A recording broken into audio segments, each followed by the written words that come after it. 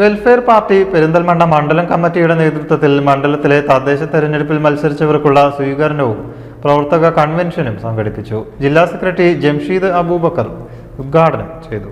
Party ജില്ലാ secretary Jamsheed Abubakar പരിപാടി ഉദ്ഘാടനം ചെയ്തു. സംഘപരിവാറിനെ നാണിപ്പിക്കുന്ന വിധമുള്ള വർഗീയ പ്രചാരണങ്ങളുമായാണ് CPM തെരഞ്ഞെടുപ്പിനെ നേരിടുന്നതെന്ന് അദ്ദേഹം പറഞ്ഞു. BJP പോലും പറയാൻ ധൈര്യപ്പെടാത്ത ആരോപണങ്ങൾ ഉയർത്തിക്കൊണ്ട് നിയമസഭാ തെരഞ്ഞെടുപ്പിൽ നേരിടാനുള്ള വ്യഗ്രതയിലാണ്. തെരഞ്ഞെടുപ്പിലേറ്റ അടികളിൽ നിന്നും പാഠം ഉൾക്കൊള്ളാതെ വീണ്ടും വീണ്ടും വർഗീയത പറഞ്ഞുകൊണ്ടിരിക്കുകയാണ്.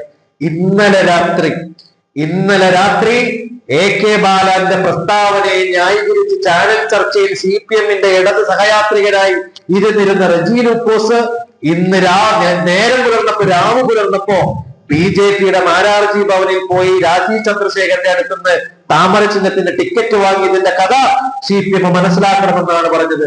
അദ്ദേഹം എന്നിട്ട് പറയുന്നതാണ് തമാശ. മണ്ഡലം പ്രസിഡന്റ് അത്തിക്ക് അധ്യക്ഷനായി.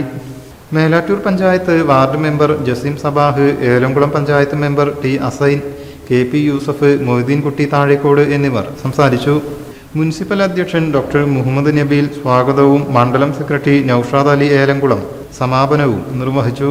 P റഹ്മത്ത്, ഹൈദർ താഴേക്കോട്, മുനീർ തൂത തുടങ്ങിയവർ നേതൃത്വം നൽകി. News desk, media mission.